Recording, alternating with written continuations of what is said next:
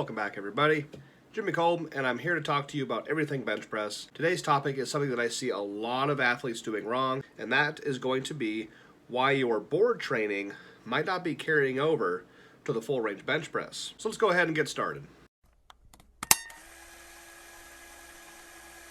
Okay, so the board press, or for the sake of today's video, I want you to take that wiring harness out, plug a new one in, and start referring to them as board extensions. This is some terminology that's really helped me rethink the way boards are supposed to be done, what the purpose of the boards really are.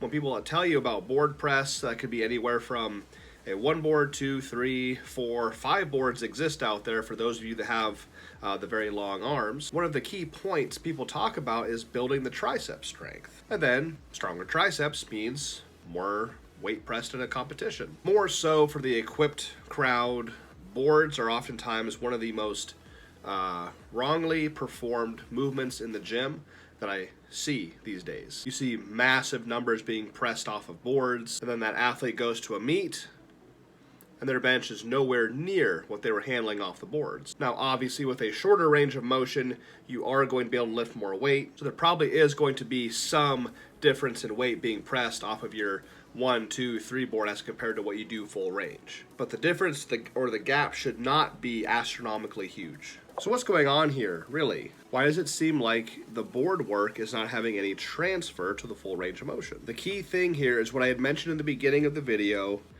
board extensions. If you tell an athlete, hey, we're going to do 2 board press today, we're going to hit the 3 board press, it seems like that's exactly what the person is going to do. They're going to press the weight off the board. And I know it is called a bench press. That is what we compete in. That's what it's been called since the dawn of time. But there's a lot more extending with the triceps that needs to happen, that should be going on. When you bring a bar down to the boards, what you should be focusing on is not using the equipment and pressing or pushing the weight off the boards, because as mentioned before, it's a great tricep builder. So what you need to do is touch the board and extend out to the sides. Activate the triceps and learn how to extend off the boards. This took me a lot of years to figure out. It almost happened by accident. One big bencher I used to follow when I was a younger kid, his name was Sean Latimer. Back in the days when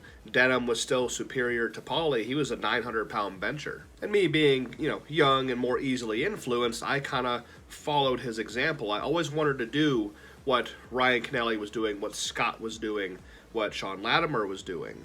But a much older, wiser me now realizes how different everybody is and how different you have to train per your individual needs. But anyhow, I used to follow what Sean Latimer did, and the way he structured his bench programming was he relied heavily on low-end raw and top-end shirt. I did this for a long time with little to no success. I found that by only or primarily training only the top half, the top end of the shirt work, my full range was suffering. So at the latter half of my now 15 years competing, I decided to flip it, where I was doing low-end shirt and now top-end raw.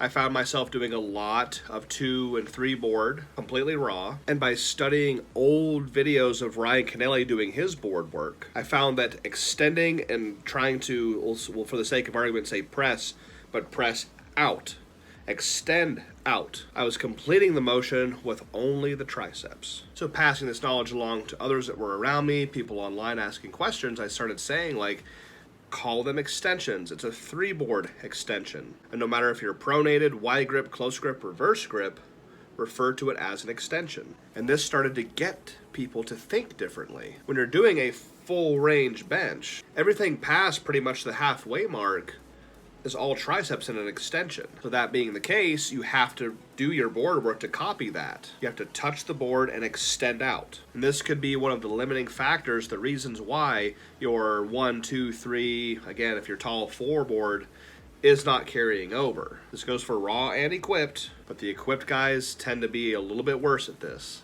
Even if you're in a shirt, multiply, single ply band shirt, touch the board and learn how to extend. This should be an easy, quick fix to your board work problems, and you should start seeing some carryover to the full range bench by increasing your tricep power and learning how to engage the triceps in the full range motion. You could have the strongest triceps in the world and still not bench a lot if you don't know how to correctly use them during the competitive lift. There we go, everybody. There's an explanation on board work. Again, refer to it as a board extension. Try to change the way you think. Stop pressing off your boards. Start extending, increasing your tricep strength, and blowing up that bench press. Okay, so that's going to wrap up today's video. If you are in need of anything powerlifting related, bench shirts, squat suits, chalk, ammonia, singlets, elbow sleeves, knee sleeves, pretty much anything you can think of, you can visit AndersonPowerlifting.com. Use my code Kolbstrong, that's Kolbstrong, one word, to get 10% off anything at the store. Thank you all for joining me here today and hanging out, talking bench with me. If you got something out of today's video, leave a comment below, maybe subscribe to the channel if you want to hear more bench pressing tips from me. And of course, until next time, stay strong.